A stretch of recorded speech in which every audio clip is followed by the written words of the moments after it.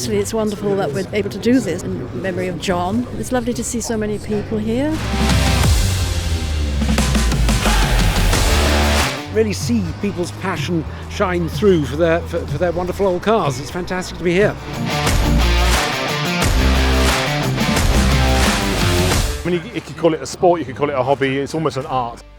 If anybody just comes away with a bit more knowledge and a bit more inspiration, then that's when we've won, haven't we, I think.